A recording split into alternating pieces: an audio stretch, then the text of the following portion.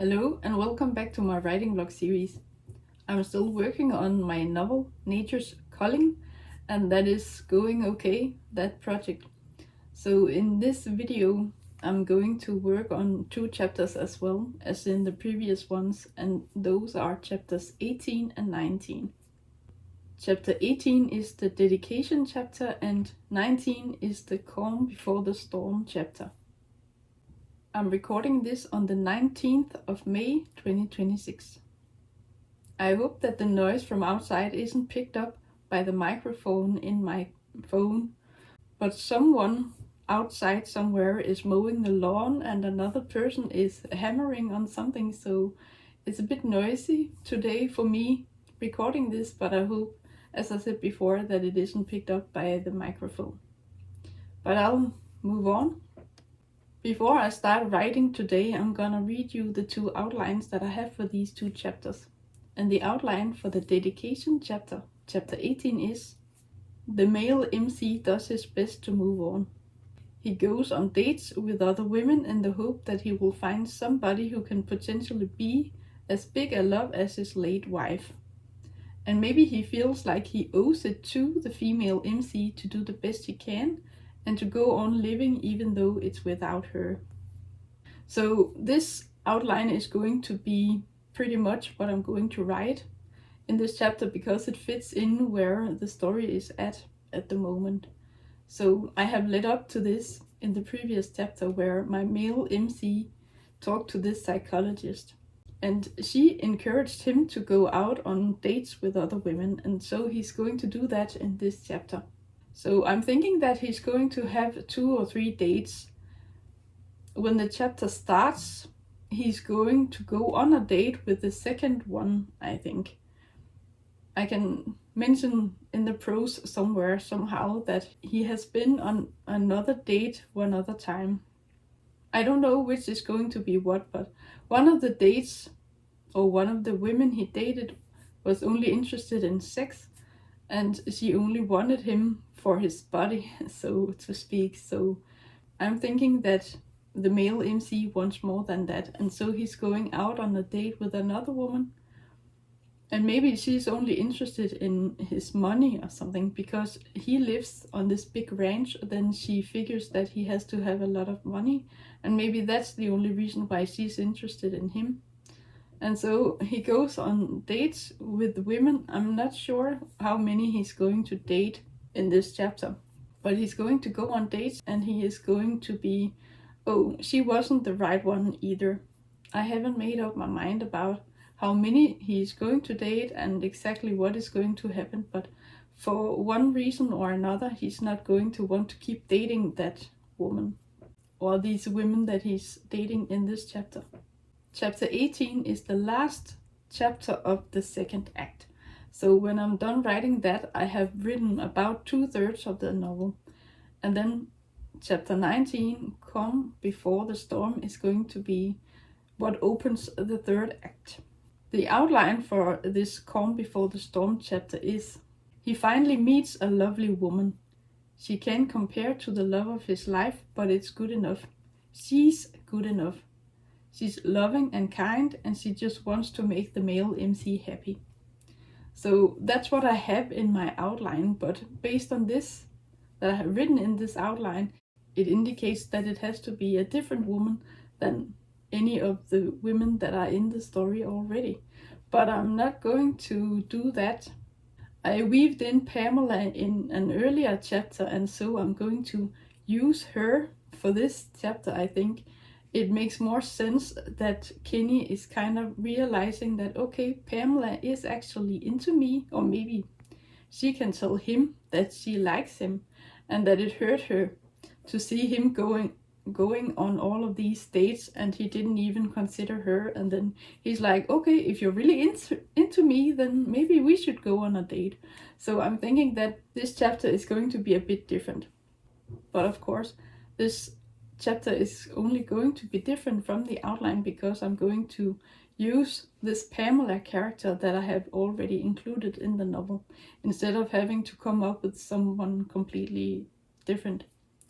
But I'm not liking what is going to happen in later chapters, but Sorry, Pamela, that is your role, that is your job, so to speak, in this story. The outline says that he finally meets a lovely woman, but he has met her already. He just needs to open his eyes and realize that it's her that he should be with. I'm thinking that maybe I could drop a few hints that Charlotte is actually into him as well, and maybe that is one of the reasons why she came back to the ranch. I'm not sure about that, but it's something that I can use for later in the story. The part about this new female character, or as I have written in the outline, this thing about her being loving and kind and just wanting to make Kenny happy is going to be true.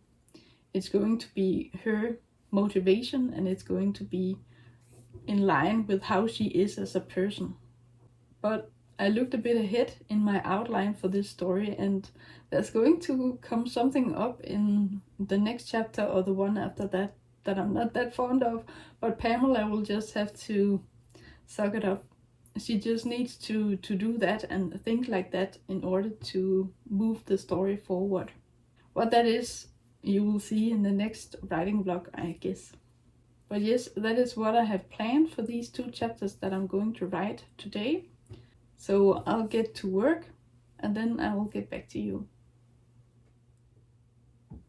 Hello again. It's about 3 hours now and I have now written chapters 18 and 19. For the dedication chapter I wrote 3007 words, and for the Calm Before the Storm chapter I wrote 3138 words.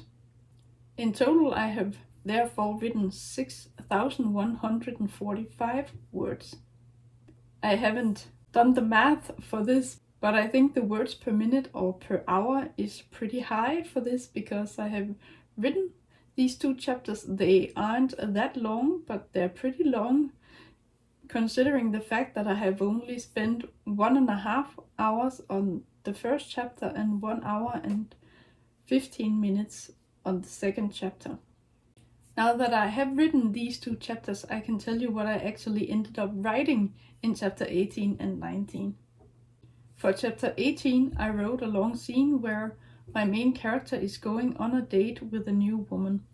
So I opened the chapter by him reflecting on the date or the dates he had recently with one woman.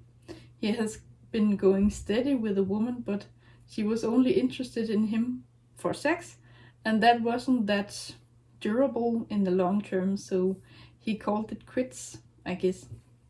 He broke up with her, or broke it off with her, because he wanted more than just physical stuff. He wants a relationship and he couldn't have that with that woman. So her name was Sarah. But now he's going on a new date with a new woman that he has met online, and she's kind of like, she's pretty, but he doesn't really know that much about her. But when they meet, he kind of likes her, he's attracted to her, and they start talking and everything is going fine. And he also offers to buy her a cocktail, a drink, and she says yes to that, and they sit there at the table at the cafe and drink their cocktails and they talk about things. And she's like, I don't really like the job I have, so I can come and work for you at the ranch. Kind of like what Pamela did, but back then Penny was alive as well, so it wasn't because Pamela actually wanted to replace her or something. She didn't have any ulterior motives to come and work for Penny and Kenny at the ranch other than wanting to try something new, and she wanted to be friendly and she wanted to come and work at the ranch for them. And I'm thinking that Pamela wasn't really interested in taking Penny's place. She didn't have anything like that in mind. But this new character, she's only mentioned in this chapter, chapter 8, the dedication chapter. And I didn't want to write several scenes in the same chapter where he goes on different dates. I just figured it would be enough to let him reflect on things and think about the previous dates he has been on. And he kind of goes like, oh, what am I doing? I don't actually want to date anyone. I just want a relationship. I don't state that directly, but Kenny is like, I haven't been that lucky with the one I have met so far, but maybe I can meet this woman, this Violet person, and then be involved with her. But alas, that date doesn't go that well either. So this Violet character is very intense, and she's like, oh, I don't really like the job I have in the city, and if I could, I would just live at the same place where I work, and I could do that at the ranch. But Kenny's like, okay, why would you want to do that? Why would you come and work for me? I don't need any other employees, and why would you come and work at the ranch? And she's like, oh, the job I have is nothing fancy. The fancy title is just another word for personal assistant. So she's ready to just move out of town and move to the countryside and just be with Kenny. But it turns out that she has found his website. He has this ranch that he's running, and I haven't mentioned the website at all until now, but Kenny is like, oh, I actually forgot all about that, and it's not something that I'm actually working on. And then this Violet character is like, oh, maybe you could hire me, and then I could come and update the website and also help you with social media and things like that. So she kind of wants to come and help him with something so she can live at the ranch with him. But they're strangers, and she's kind of intense, and he's like, okay, I don't really need any help with the website. It's just out there, and I don't really bother. I don't update it. It was Penny's job. She spent a bit of time on the website here and there, but it wasn't really something that mattered that much. And Kenny is also like, we don't need any social media either. But then Violet says, oh, if you have a social media account, then you could advertise for this ranch and all the produce you make. So they sell milk, meat, eggs, fruits, vegetables, etc. at the ranch. And some corn as well, because it's a ranch. They primarily have animals, but they have a few fields as well where they grow crops.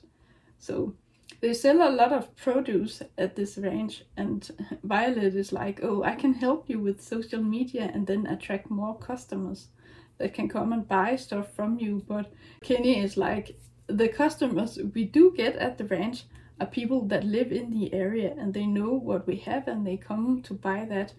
And being on social media and advertising for the ranch wouldn't really make that much of a difference, because people won't drive that far just to buy some groceries, basically. So he kind of just shuts her down, and then she's like, oh, maybe I could just come and live with you. I would work for you for free if I was your wife. And he's like, okay, well, no, stop. I'm going to leave now. I have something I need to do. So he just gets up and leaves. So that was basically chapter 18.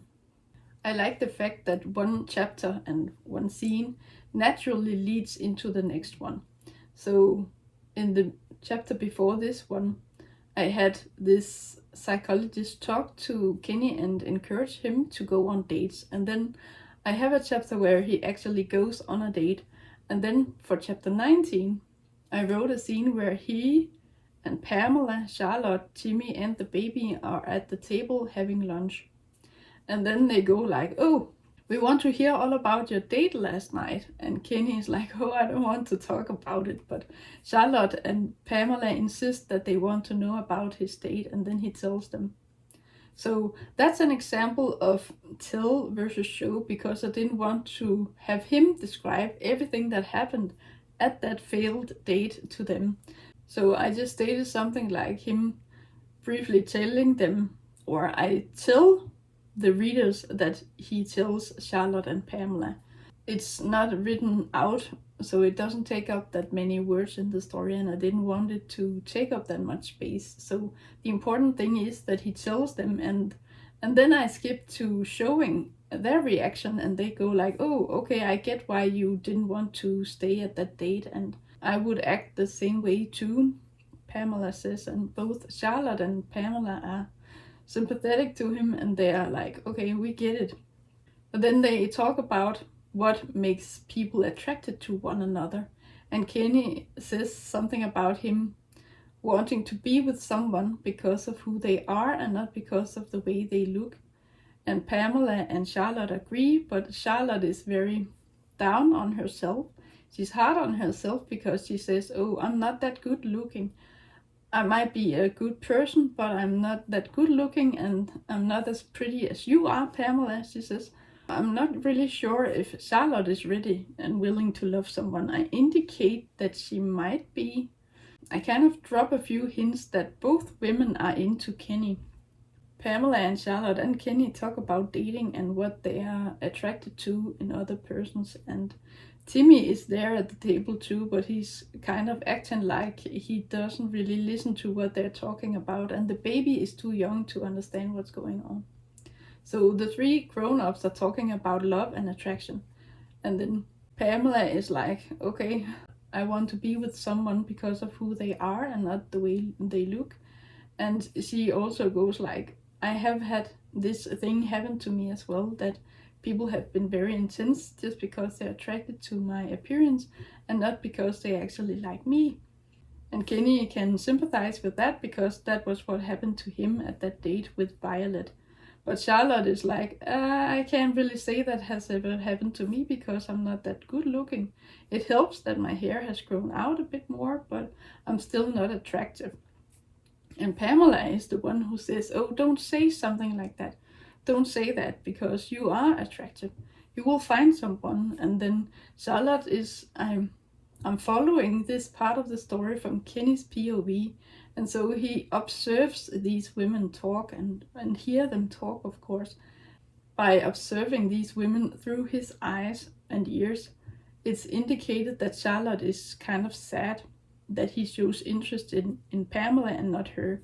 So Charlotte is like, oh, and I need to get stuff done. I need to change the baby's diaper and I need to do stuff. So she finds this excuse to leave the table. Timmy excused himself too, and he he walks off. So he leaves the table. He did that earlier. I didn't mention that. But Timmy is kind of like, oh, I'm done eating. Can I be excused? And then Kenny says, of course you can leave the table. And then Charlotte is like, oh, remember what you say now? And then Timmy is like, oh, okay, thanks for lunch. And Kenny is like, all right, that's okay, it's no problem, because it's kind of his pay to this boy. He gives him some lunch money, but he doesn't really pay the boy for the work that he's doing at the ranch. So, but the boy has left, and then Charlotte gets up and takes the baby with her to go and change the diaper, and then she needs to do something. There's something about some potatoes. They have stands where people can come and buy stuff. I'm figuring that people can just leave money, drop it into a mailbox, or use some kind of electronic payment or something. It's very trusting of them to do it like that. Here in Denmark, we can do stuff like that because we trust that people don't just take stuff without paying. So they can have this stand with various goods, and then people can come and take some and then pay for it. But Charlotte goes to do stuff, and she's going to refill this stand that has potatoes. I just needed to think of something that she could go and do, and then she would leave Pamela and Kenny alone. So a small funny detail is that when Charlotte says that, oh, I need to go and change the baby's diaper, then Kenny says, oh, a good idea because I can smell it from here. But then Pamela is like blushing and she says, oh, that was actually me, I think, because I have just farted. That makes her human. That makes her not flawless. Of course, no one is perfect. But it's a small detail that I included because it was funny, but also to show Pamela's funnier side and her human side. So she isn't just this perfect woman that would never be with someone because of something trivial like that. So they have a good laugh, but then Charlotte goes away with the baby, and then Kenny and Pamela are left alone at the table. Now that Pamela and Kenny are alone at the table, they find an excuse to linger a bit longer. Kenny takes another slice of bread and he pours some new apple juice in his glass, and Pamela is like, oh, okay, so you're not done eating lunch either. That's good because I want to stay here a bit longer too. And then Kenny's like, oh, okay, why is that? And then she admits that she just likes staying there with him, being alone with him, and just enjoying some lunch. And then Pamela reveals that she has actually fallen in love with him. And he's surprised but happy, and he reveals or tells her that he actually likes her too. So that was good.